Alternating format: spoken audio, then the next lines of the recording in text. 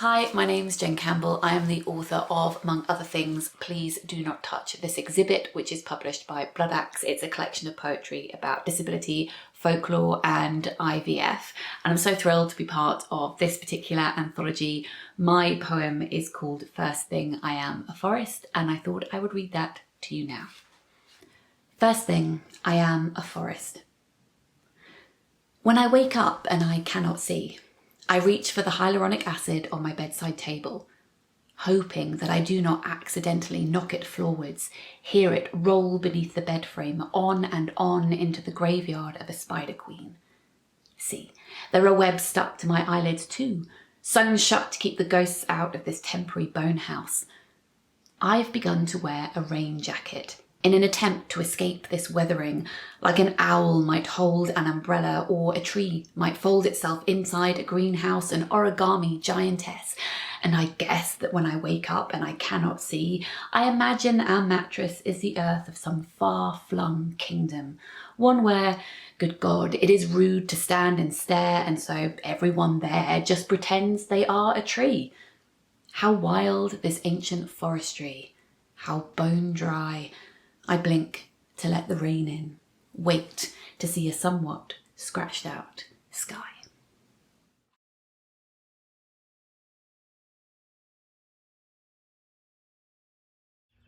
I'm Ekiwah Adler-Belendez, Mexican North American poet in a wheelchair and proud father.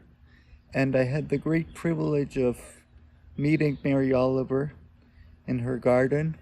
Of course, when I met her, I had all these questions about poetry, and she talked to me about her woods, about her dog, the beach, and I realized she was very much like her poetry. But then she looked at me straight in the eyes and she said, Ekiwah, maybe every poem is a single poem, a single practice, a devotion to attention. So, in her honor, this poem. Evening Summer Rain for Mary Oliver. To realize fire and water are not enemies, only twins knotted in the braids of lightning. To unlatch my mouth and unfurl my tongue for the tingling electricity of each drop. To move towards the storm and be drenched by it deliberately is a reckless summer act. But you and I know why we have been busy soaking the moment in without rushing for shelter. We hope for nothing less than heaven itself plummeting down into our bodies. And let me tell you guys that it was an evening summer rain in Mexico, and I just went out into the rain and my wheelchair got completely soaked. And it's easy to say you can do that waiting for heaven when you know you have a beautiful Father that's going to get your wheelchair dry right away. But that's the joy of it all.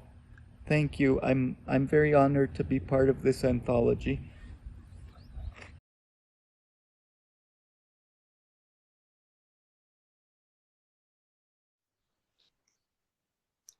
Tonight, an empire of pain reigns over attempts to write, think, to be.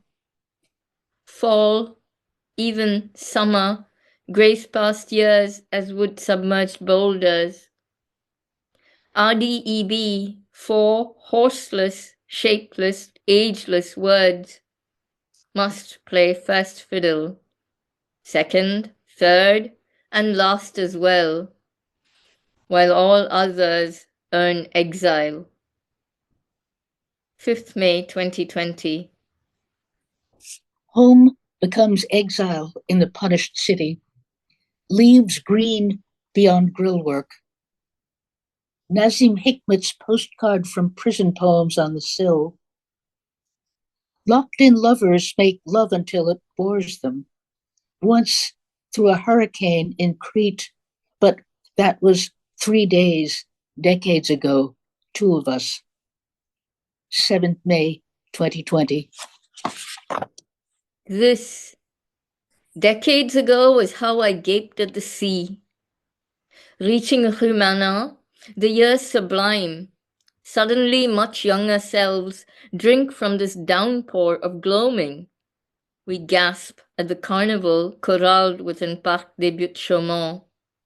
Cedar, elm, and linden, pine, plain, and beech, arch towards the sky. Hazelnut and cherry trees flaunt wanton blossoms, and the cascades underground serenade us from afar. 8th May 2020. From afar, but it wasn't. Thunder, rush of dark clouds, then crash of rain. Just after I noticed no gates blocked the berge of the Ile Saint-Louis. No way but run, under the turrets, no cafe shelter. Strip off once indoors, shower, flu or worse, I'm on my own. Later, on my own, I slice shallots and mushrooms into olive oil and begin to imagine I might not cough tomorrow. 9th May 2020. Tomorrow might bring the unknown, new foes, allies of Taxol, blitzkrieg within the chest, skull afire. The mind sentinels one front alone these days.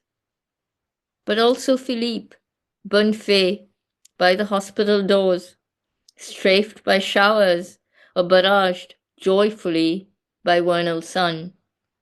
12th May 2020.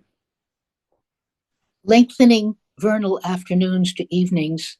Sometimes we would walk Bastille to Concorde, halfway back, talking, stop for coffee in a nondescript cafe, touching each other's arms for emphasis. Where the metro took someone home's a foreign country now. 13th May 2020. Foreigners, but both home. This body and Paris, the only ones I have known dearly for thus long. Inconstant, heedless satyrs, but mine, always mine. Now, though, they turn hesitant, unfamiliar to their mirrors, shorn of birthmarks, and lush with other beings. 14th May 2020. Budding, lush, wilting lilacs, then roses behind iron grills, locked gardens, each with some reminiscence. There, we ate ham sandwiches on a bench, talking about Homs and Aleppo. There, a France Inter reporter interviewed me 2 months after I finished chemo. I stared at green leaves, blue sky, found something more appropriate to say than I'm still alive and am outside the gates now.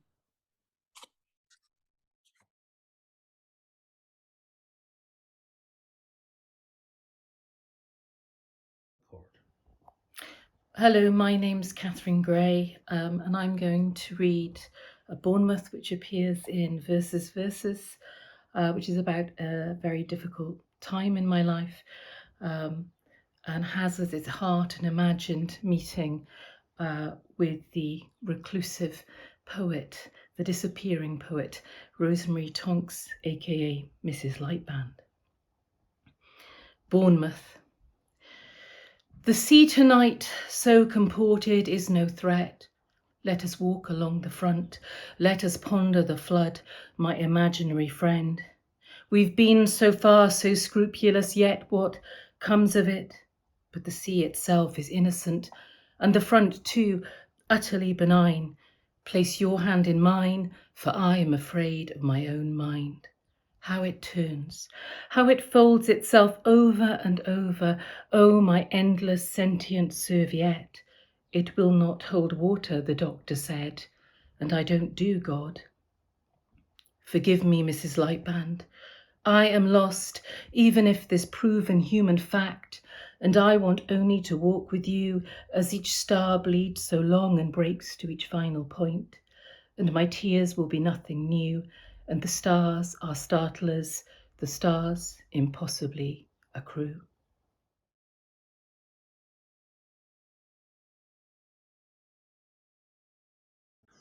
Dyspraxia ode. Can you locate in a crowded field, locate the one thing necessary amid the huge redundancies of violent effort? Do objects spin from your grasp when the drawn string of possibility tenses, snaps? Did you experience difficulties finding your way here? Do you sometimes find the everyday impossible? Experience a falling short in, through, but for which the parts of speech turn like wards of a key in the wrong lock. These are my findings. The lavish kindnesses of incapacity, humoured, fret in the shadow of a shame. Persistence, that leaky tug, sails in a shambles, wheezing sedition, and the swells beyond the frosted portholes. Follow no trade route. Set course for no harbour. The jumping horizon and your seasickness are one.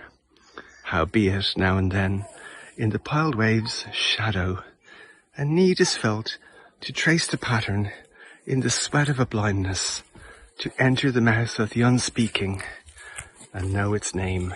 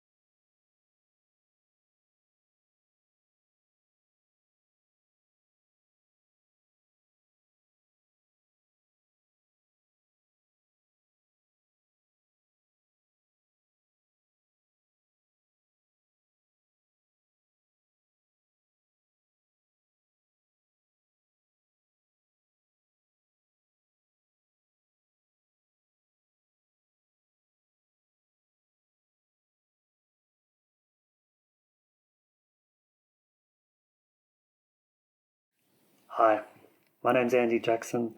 I'm an Australian poet and I live in the Central Goldfields area in Victoria.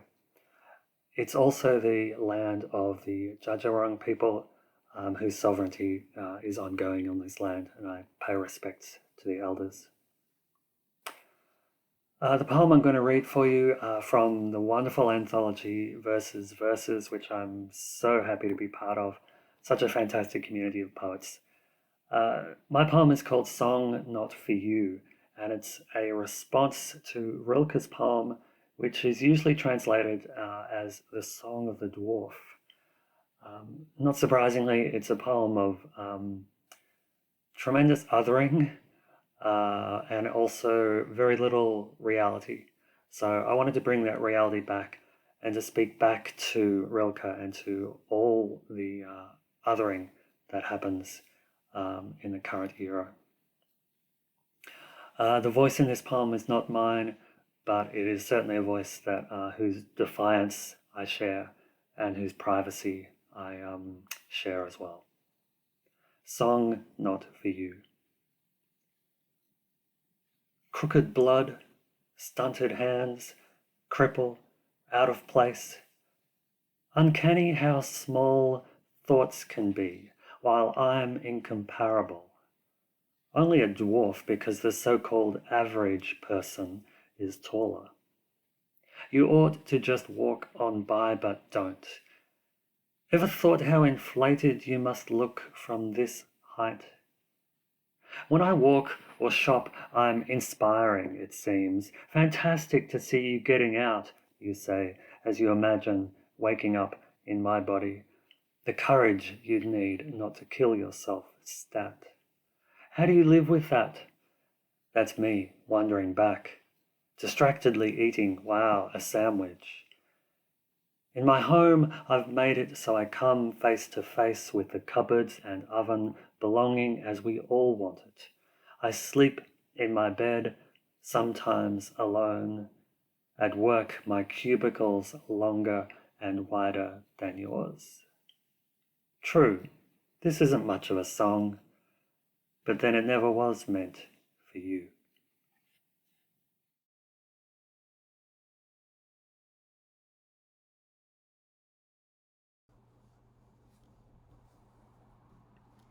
Hello, I am Dr. Lateef McLeod. I recently received my PhD in anthropology from California Institute of Integral Studies, and I am now a community research associate at the Oregon Health and Science University and their University Center for Excellence in Disabilities. I am a writer and a poet with 3 poetry books entitled A Declaration of a Body of Love, Whispers of Crip Love, Shouts of Crip Revolution, and Studies in Brotherly Love, in which I was a co-author with 6 other poets and artists. I will now recite from my second book of poetry, I Am Too Pretty for Some Ugly Laws. I am too pretty for some ugly laws. I am not supposed to be here in this body, here speaking to you. My mere presence of erratic moving limbs and drooling smile used to be scrubbed off the public pavement.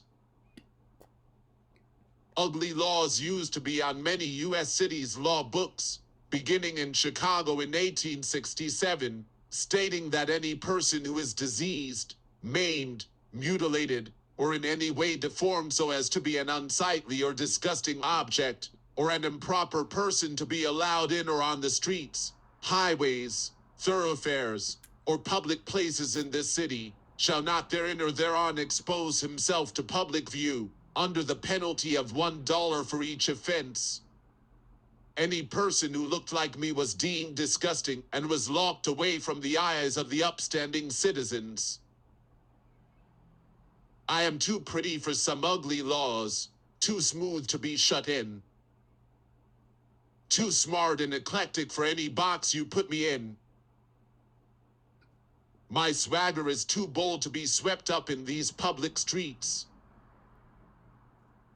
You can stare at me all you want.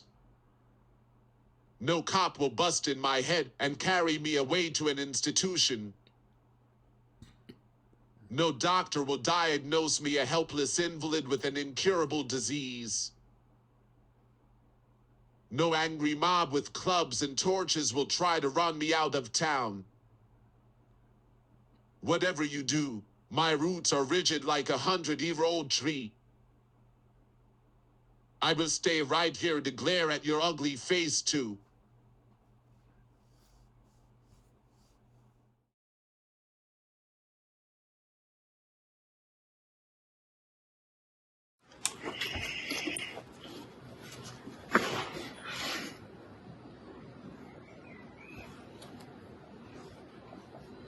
I accept the task from the sun, the moment of insight, circumstance of the spheres. I haven't been able to tell you, right before the planets went mainstream from day 652 when the Singaporean government announced it would allow vaccinated travellers from Canada, Denmark, France, Italy, the Netherlands, Spain, the US and UK. We think the same things at the same time, can't do anything about it. After 650 days I'm granted approval from my institution to go home. I don't care about the power of my passport out and endless as far as we nurture it. We can all make blood. The streetlights never go out. The roots are a textured aura of anything fixed. The loving will for contact, a difference in account. Conditions of degradation and dissolving ephemera found in pledged violence is what these islands will do to you. My tongue is veiling an abstraction, hearing for lichen that I haven't seen on public sidewalks or signposts in so many years, looking at a parent's flat face on my phone screen. Poetry inoculates me for the shortest amount of time. I'm still moving in languages complicit in ongoing genocide. Remember this in every single tense. An unlucky god or desperation, neither delusion of my many-mothered tongue. There's a comma before the thunderstorm, magnetism and irreparability. We put it on paper to discover it outside ourselves. I don't want to keep it on the inside of my mouth, or the new patient demographic intake form. I'll be right back. These are my proverbs. So tell me, Medicine asks, tell me who you are.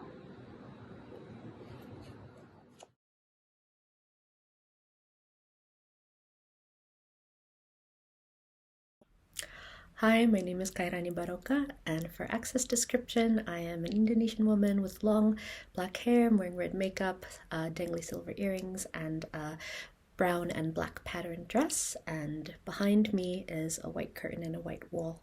I'm going to be reading my poem that is included in Verses very kindly from my book Amok, and it's a poem entitled Tub. What digs you out with a verdigris scalpel, while a powerful blast ignited in their latest attempt to grow lives in the dirt of your online receipt?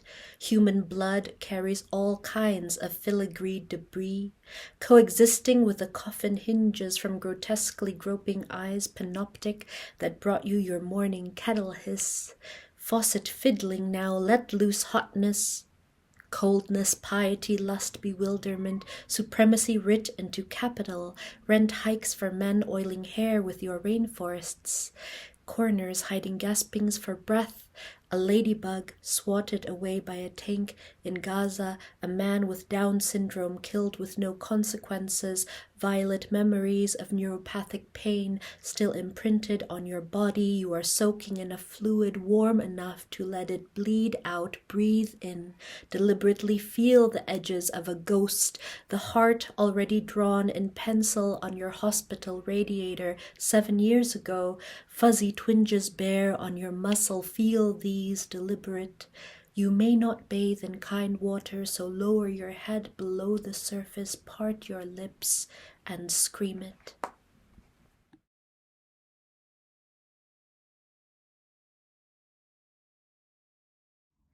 Hello, my name is Ibtihal Rida Mahmoud, and today I'm going to read a poem that I translated back in 2018 by the late Riyad al-Saleh al-Hussein.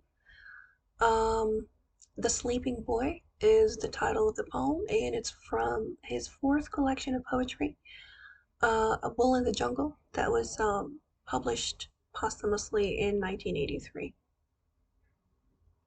The Sleeping Boy. Before he went to war, he marched toward the bed, closed his eyes and slept.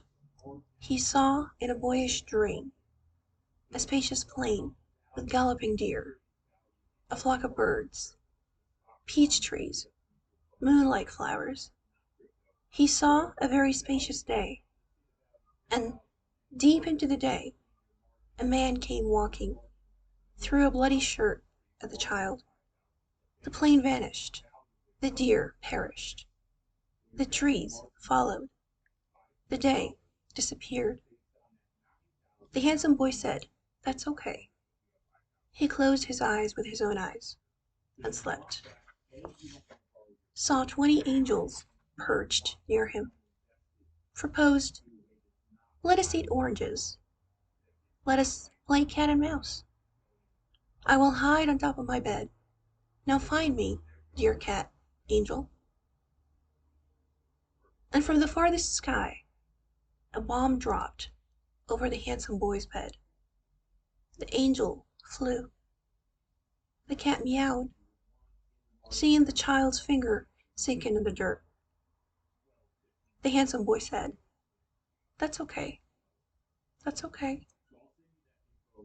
Exhausted, he went back to bed, closed his eyes with his own eyes, and slept.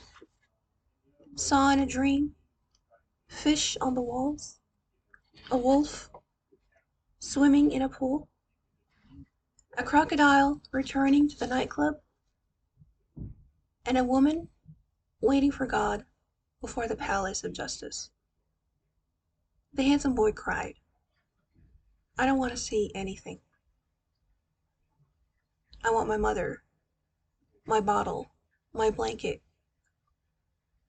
The handsome boy said something not that pleasing, yet not distasteful.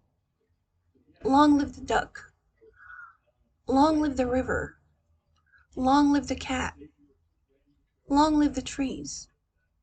Long live my sister, my brother, and down with the tank. He closed his eyes with his own eyes and slept once and for all.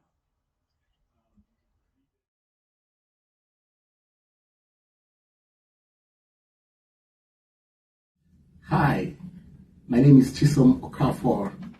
I'm going to be reading a poem titled In Another Life, I Am 22, Gifted and Curious, which was part of the Versus anthology selected by Rachel Bost, and of which I was also in the advisory panel. In another life, I am 22, gifted and curious, and dreaming of fleeing the world while perched on the transom of the stallion of the sea, breathing still evening air off the waterline, and an entanglement of sodium chloride and ancient seaweed. The boy on the other side is waiting, arms outstretched, as though to receive a prodigal, advancing to the interlocking welcome of an embrace. Won by the ways of the sea, I have mastered the art of smearing my sternum with white and green watermarks, and this is the year of my first diagnosis. And I am pressing a miniature paintbrush to my chest, tracing the shape of a heart feeble with cardiomegaly, and whispering the words of the scriptures into it. Talita Kumi, feeble girl, rise up, and I am thinking of what happens to the heart when its vessel, an entire body, is immersed in water and left to slouch against the rippling music of immersion. I am thinking of the calculus of bodies, the time between point X and point Y, time between immersion and the bottom of the sea, the exquisite mathematics of drowning.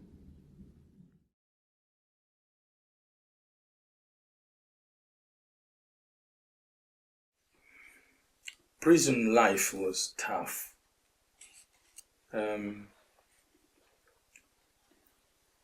The toughest thing is to know what to do, because there was nothing to do there. There were no books to read. And then often you wanted to go out for a shower, but they didn't want to take you for a shower because you did not stink, they said. Oh, you're clean. You educated people, you're clean. Why should we take you for a shower? So what we decided was to invent the stench, which is what this poem is about. Skipping without ropes. I will skip without your rope, since you say I should not. I cannot borrow your son's skipping rope to exercise my limbs. I will skip without your rope, as you say, even the lace I want will hang my neck until I die. I will create my own rope, my own hope, and skip without your rope, as you insist. I do not require to stretch my limbs fixed by these fevers of your reeking sweat and your prison walls. I will skip with my forged hope. Watch me skip without your rope. Watch me skip with my hope. A 1, a 2, a 3, a 4, a 5. I will. A 7. I do. Will skip. A 10, 11. I will skip without, skip within, skip and skip I do without your rope, but with my hope. And I will always skip you dull, will skip your silly rules, skip your filthy walls, your weevil pigeon peas, your weevil pigeon peas, skip your scorpions, skip your excellency, life, glory. I do, you don't, I can, you can't, I will, you won't. I see, you don't, I sweat, you don't, I will wipe my gluey brow, then wipe you at a stroke, I will wipe your horrid, stinking, vulgar prison rules, will wipe you all, then hope about my cell, my home, the mountains, my globe, as your sparrow hopes about your prison yard without your hope. Without your rope, I swear. I will skip without your rope, I declare. I will have you take me to the showers to bathe me, where I can resist this singing child you want to shape me. I'll fight your rope, your rules, your hope, as your sparrow does under your supervision. Gods, take us for the shower!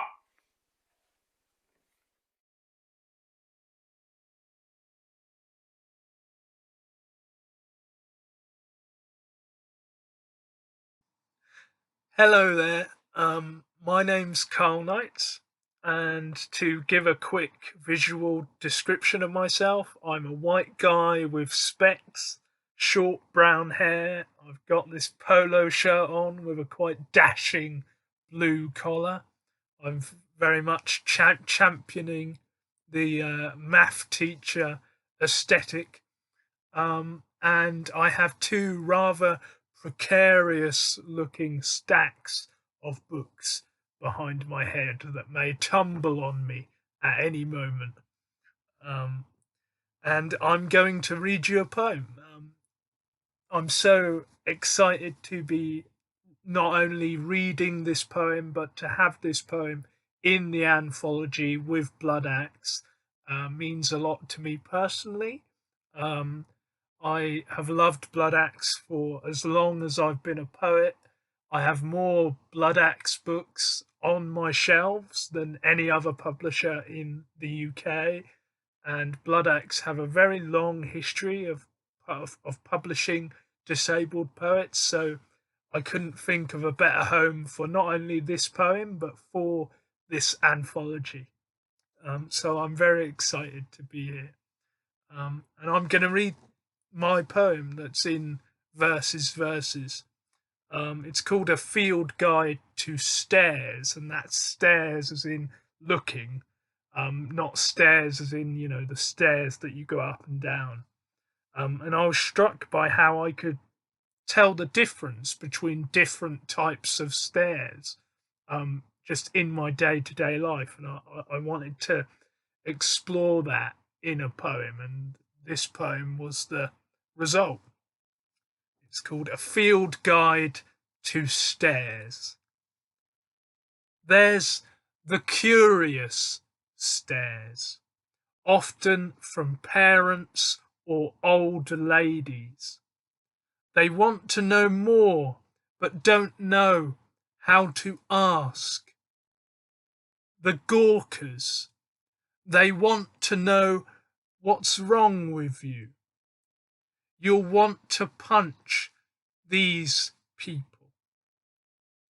The friend, you spy the strap of a splint as they walk. You stare, they stare back. You both smile, nod.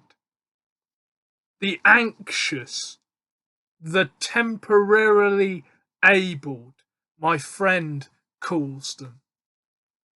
They see a possible future, scowl and turn away.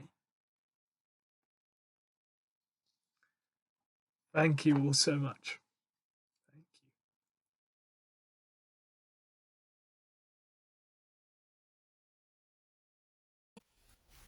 Hello, my name is Jane Byrne and I'm based in Northumberland.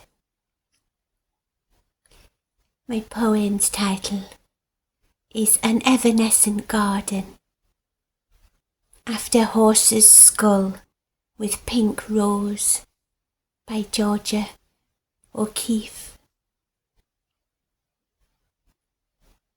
This bone has become an Eden, picked clean of unnecessary flesh.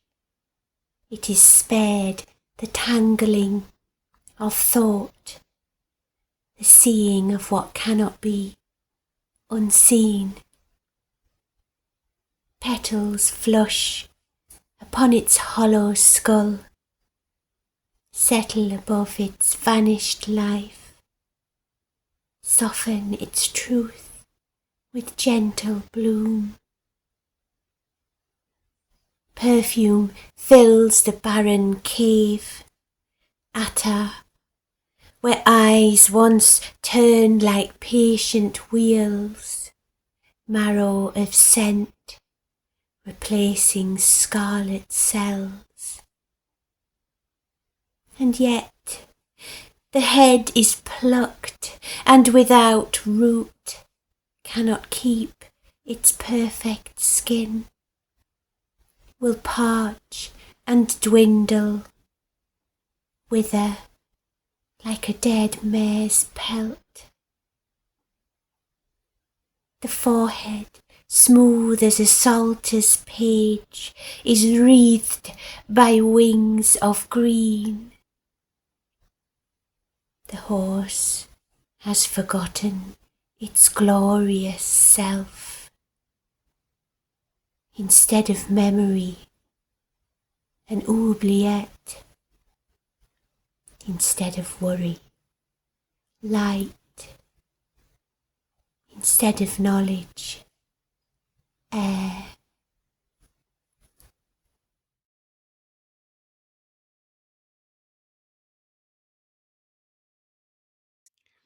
Hola, my name is Naomi Ortiz. I am joining you from the US-Mexico borderlands in Tucson, Arizona. I am a light-skinned mestiza. I'm wearing dark clothes with a cactus print on it and earrings and bright lipstick. I am sitting in front of two book covers. One is Sustaining Spirit, Self-Care for Social Justice, which has a person of color looking down meditatively holding a flower, and Rituals for Climate Change, a crip struggle for eco-justice, which has a large succulent, a maguey, which grows here, blooming, and there's many objects in its limbs.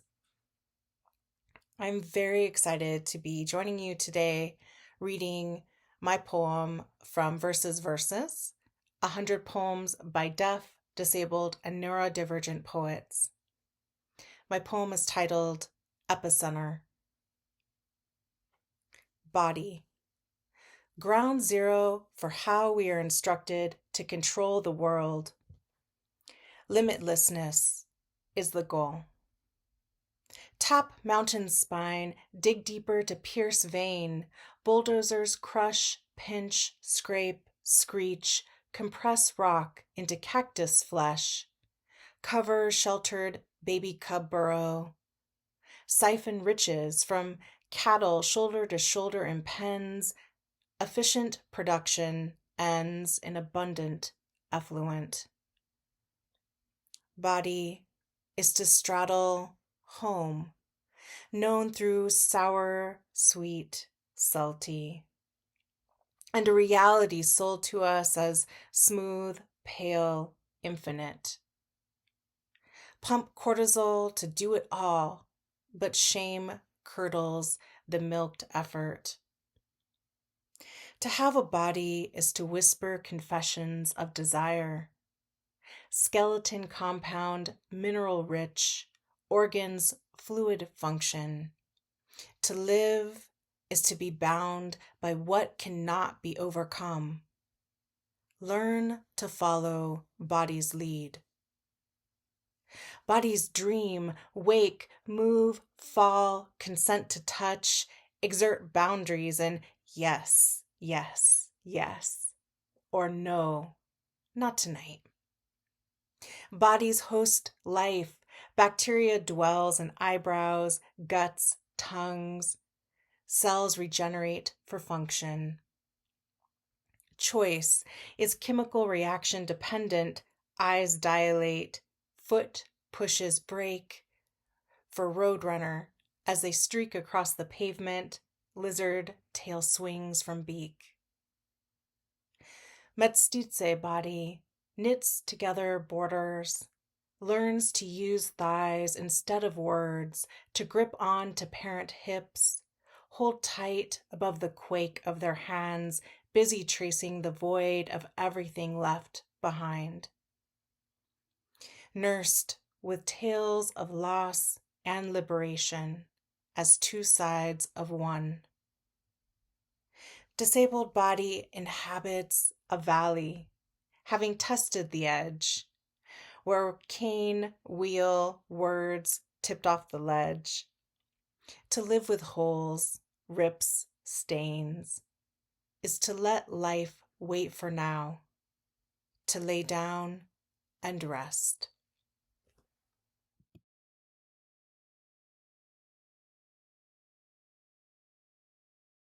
Hello everyone, my name is Anh. I'm a writer from Vietnam.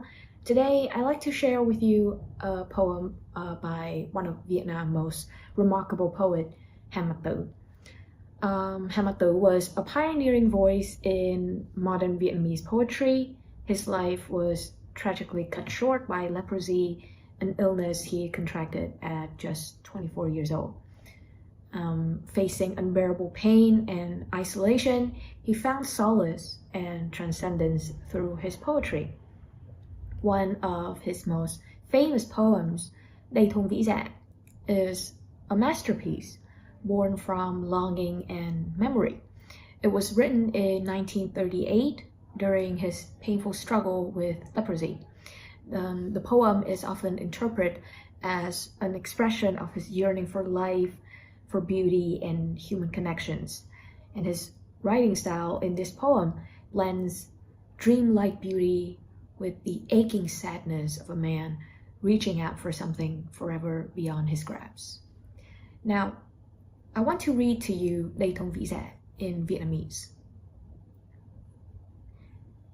Sao anh không về chơi thôn vĩ, nhìn nắng hèn cao, nắng mới lên, vườn ai mướt quá, xanh như ngọc, lá trúc che ngang mặt chữ điền. Gió theo lối gió, mây đường mây, dòng nước buồn thiêu, hoa bắp lay, thuyền ai đậu bến sông Trăng đó, có chở trăng về kịp tối nay. Mơ khách đường xa, áo em trắng quá nhìn không ra, ở đây sương khói mờ nhân ảnh, ai biết tình ai có đậm đà. Well, translating a poem like this is quite a challenge. Its musicality and emotional depth were incredibly difficult to replicate. There were moments I had to make creative decisions, whether to choose certain imagery based not only what was written, but also how I imagine and emotionally experience the poem. But perhaps this creative freedom is what allows the translator to truly bring a poem to life in a different language while still preserving the essence of the original. And now I want to read to you my translations of the poem here in Vĩ Dạ Hamlet. Won't you return to Vĩ Hamlet, where the sun shines through rows of palms, in rich gardens as green as jade, and bamboo groves that shield a face. Wind parts clouds, each goes their way. Water grows blue while cornflowers sway. Whose boat docked there just by the moon will reach home as the night ends soon. Dream of a faraway passerby whose shirt's too white for one grabs to keep. When the fog thickens, blurring one sight, who knows whose love's still running deep? So thank you so much for listening. As the translator of this poem, I want to bring Vietnamese literature like this to a global audience, preserving the emotional depth and complexities of the original while making it accessible to readers everywhere. And I think poetry has the power to connect us beyond languages and borders, and I do believe that Hale's work is a testament to that. And I would like to take this opportunity to thank Rachel for including my translations here in Visa Hamlet in this anthology, Verses, published by Blood X Books. It's an incredible honor to have my work featured alongside so many talented voices. So be sure to check out the anthology. Thank you and goodbye.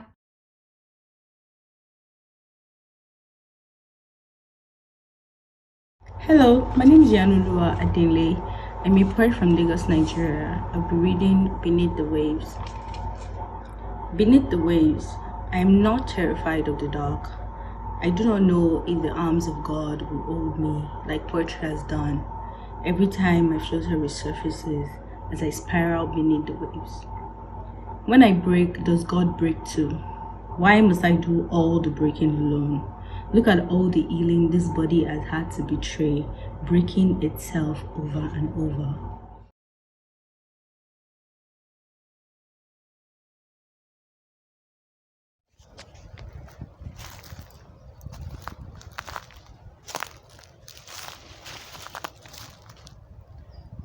Handwriting Practice by Kate Davis.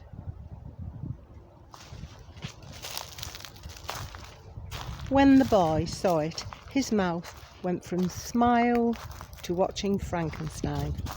The words he didn't say said cripple, said pity. The people with her stopped dead and listened, and the small warm evening stopped dead and listened. It was pity that stayed on his face as he offered her a suspended sentence, the chance to run and hide it before his friend, who'd asked her if she fancied going to the Roxy on Saturday night, got there and saw it too. And she was going to be grateful for his kindness. But then she wasn't. When they'd gone, she picked up a chip of limestone, scratched a couple of letters in the dirt.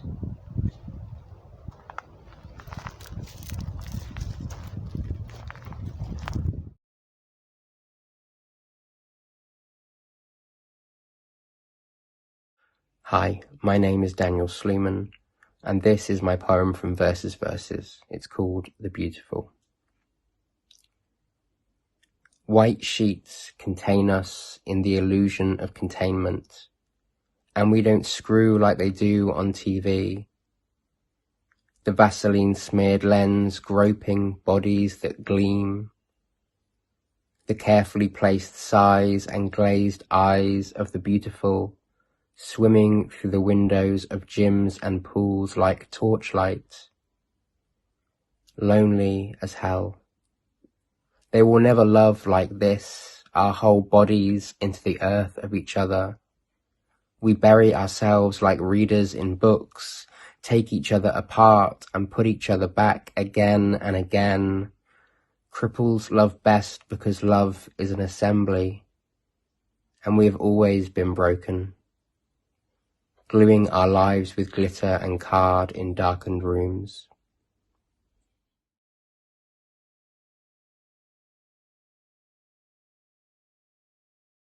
Hi, my name is Jamie Hale. I'm a disabled poet based in London, UK. Fibrotic. Fibrosis. Noun. The thickening and scarring of connective tissue, usually after an injury. If you graft orange buds onto a lemon tree, they grow together. A fruit salad tree of sharp bitterness and sugar, or the bud dies. Connecting two incompatible things is harder than you would think. The body knows this. Maybe, while I slept, a tree was grafted onto me. My rootstock was rotting. Necrotic buds flower from my heel. Sometimes lightning splits a tree, hollow, like a cave, but it keeps on growing spindly branches. Nobody told it was broken. Or maybe it always knew. Both are possible. Hollow things grow strangely, and yet we grow. Trauma changes our genetic sequence. I am fibrosed. My muscles become woody. Trees grow thicker year on year. I do not. But I have roots. Maybe my legs are trees. Leach nutrients? No. Drain poison. The puckering sharpness of crabapple before it's boiled with endless sugar. Sour fruit brought a longer harvest, grafted to an apple tree, but do not try to eat them whole. The cold splinters my branches, cracks appear in my skin. I swapped transient legs for permanent bark. A tree doesn't travel. It doesn't need to. It knows the forest, sends signals beneath the floor, swap breadth for depth. Trees whisper at night. People don't notice. Or do they miss the voices that I hear? The grafted tree is neither one nor another, nor is it both. Maybe I just dreamed I was a tree, but I store carbon dioxide at night. Or I did. The machine breathes for me now. Thank you.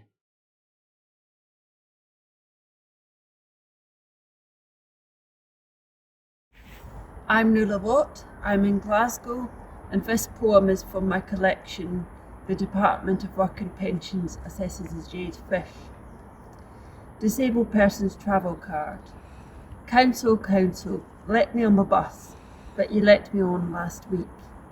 Oh no, Miss Watt, you can't go on my bus, for we don't know where you live. So off I went to get proof of address, and I thought I'd sorted out my mess. But the council tore it up. Council, council, let me on the bus, but you let me on last week. Oh no, Miss Watt, you can't go on the bus, for we need a doctor's note. So I got them a note to make it clear that I'm still disabled, like last year. But the council tore it up. Council, council, let me on the bus, but you let me on last week. Oh no, Miss Watt, you can't go on the bus. We need 2 sick notes, not 1. The neurologist said, I know you know that cerebral palsy won't just go. Still, here's a form to tell them so. But the council tore it up. Council, council, let me on the bus with my lifelong reasons why. Oh no, Miss Watt, you can't go on the bus, for your picture isn't straight. So I sent a note to my MSP, and he wrote a poem in praise of me, but the council tore it up. Council, council, let me on the bus with my lifelong reasons why. Oh no, Miss Watt, you can't go on the bus, for you're trying to rip us off. So I showed the form to my sister-in-law, and we typed all night till our nerves were raw, but the council tore it up. Council, council, let me on the bus with my pile of paperwork. Oh no, Miss Watt, you can't go on the bus. We require a note from God. So I went to church and knelt to pray. God sent me a letter the very next day, but the council tore it up. Council, council, stop. I've had enough. I've had all that I can stand. Oh, good. Your application went exactly as we planned.